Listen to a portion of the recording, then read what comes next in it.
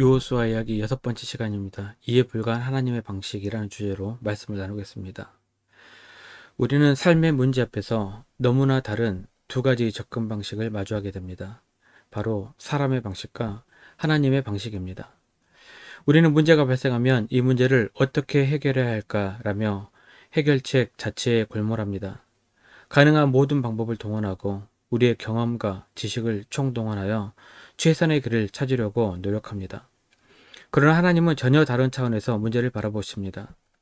하나님께서는 그 문제의 답과 결과를 이미 알고 계실까요? 모르실까요? 당연히 알고 계십니다. 현재를 창조하시고 역사를 주관하신 하나님께 우리의 문제와 그 해답은 이미 명확한 것입니다. 그렇기 때문에 하나님께서는 문제 해결 그 자체보다 이 문제를 통해 내 자녀들이 무엇을 배우고 성장할 수 있을까에 더욱 집중하십니다. 때로는 우리의 이성으로는 도저히 납득할 수 없고 상상조차 할 수 없는 방식으로 일하시며 우리를 당혹스럽게 만들기도 하십니다. 오늘 본문은 바로 이러한 하나님의 독특한 일처리 방식을 극명하게 보여줍니다. 이스라엘 백성 앞에는 요단강이 가로막혀 있습니다. 강이 막고 있으면 어떻게 해야 하나요? 배를 구하거나 다리를 놓거나 강물이 얕은 곳을 찾아야 합니다. 이것이 문제를 해결하는 우리의 일반적인 방식입니다. 그런데 하나님은 어떻게 하십니까?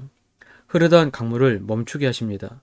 윗물은 쌓이고 아랫물은 흘러가게 하시는 그야말로 기상천외한 방법입니다. 이것이 바로 인간의 머리로는 이해 불가한 그러나 전능하신 하나님의 방식입니다. 그렇다면 하나님께서는 이처럼 독특한 방식을 통해 우리에게 무엇을 가르쳐 주시길 원하시는 걸까요? 3절입니다. 백성에게 명령하여 이르되 너희는 레위 사람 제사장들이 너희 하나님 여호와의 언약궤 매는 것을 보거든 너희가 있는 곳을 떠나 그 뒤를 따르라. 하나님의 해결책은 뜻밖에도 언약궤를 따르라는 것이었습니다. 강을 건널 방법을 알려주시는 대신에 언약궤를 따라가라고 말씀하십니다. 이것이 오늘 우리가 주목해야 할 하나님의 말씀입니다. 첫 번째 나누고 싶은 말씀은 이것입니다. 언약궤를 따라 쫓아가라입니다. 세상과 구별된 삶의 방식을 말하고 있습니다. 하나님의 명령은 우리의 기대와는 사뭇 다릅니다. 하나님, 지금 강을 건너야 하는데 언약궤를 따르라니요. 배를 만드는 기술자를 보내주시거나 다리를 놓을 재료를 주셔야 하는 거 아닙니까? 이것이 우리의 합리적인 반응일 것입니다. 그러나 하나님은 단호하게 말씀하십니다. 그냥 언약궤를 따라 쫓아가라. 이 명령 속에는 깊은 의미가 담겨져 있습니다. 하나님께서는 이 방식을 통해 이스라엘 백성들 그리고 오늘날 우리에게 너희는 세상 사람들과 구별된 자들이다. 그러므로 세상과는 다른 방식으로 살아가라라고 말씀하시는 것입니다. 그리고 그 방식대로 살아갈 때 충분히 승리할 수 있음을 선포하시는 것입니다. 세상이 말하는 성공 공식은 어느 정도 정해져 있는 듯 보입니다.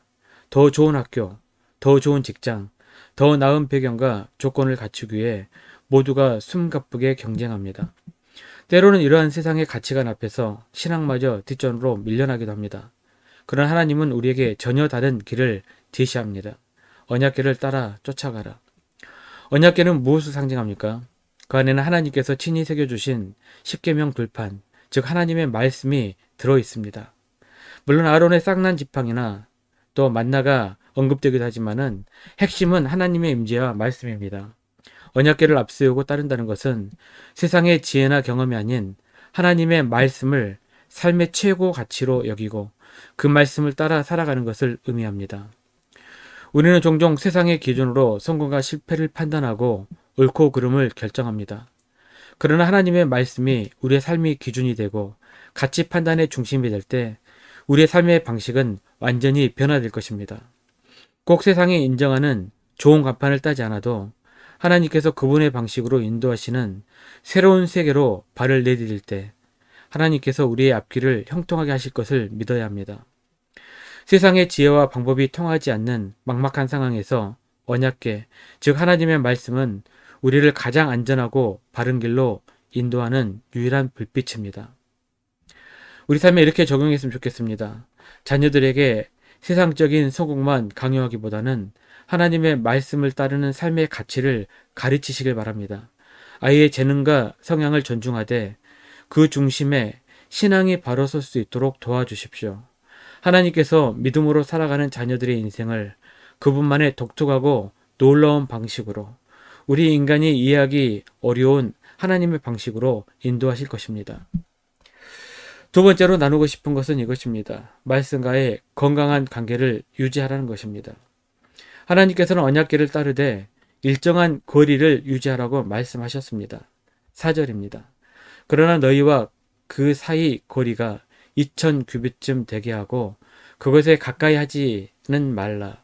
그리하면 너희가 행할 길을 알리니 너희가 이전에 이 길을 지나보지 못하였음이니라 하니라. 2000규빗은 약 900m에서 1km 정도 되는 거리라고 합니다. 왜 하나님께서는 이러한 거리를 유지하라고 하셨을까요? 여기에는 두 가지 의미가 있습니다.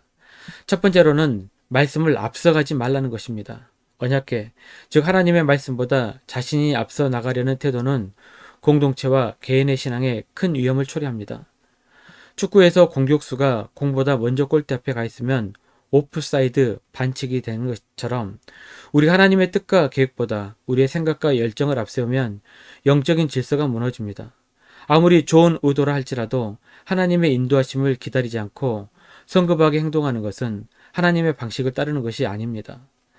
두 번째로는 말씀에 너무 멀어지지도 말라는 것입니다. 말씀을 앞서가는 것도 문제지만 말씀에서 너무 뒤처져 그 인도하심을 놓치는 것도 문제입니다.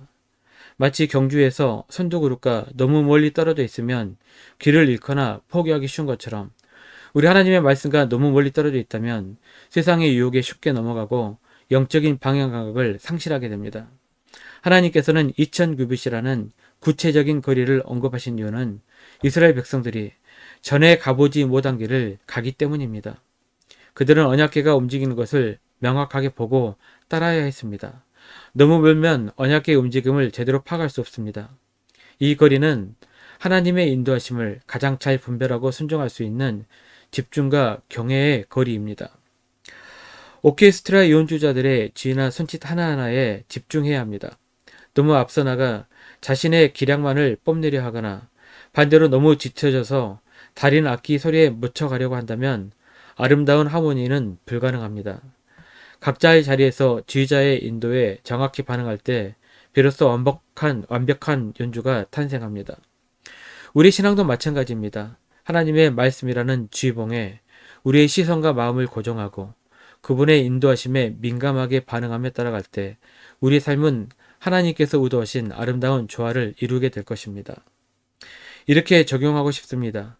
중요한 일이나 개인적인 계획을 세울 때 충분한 기도와 말씀 묵상을 통해 하나님의 뜻을 분별하는 시간을 가지시기 바랍니다. 조급함이나 인간적인 열심이 앞서지 않도록 경계하고 하나님의 때와 방법을 기다리는 훈련을 하시기를 바랍니다.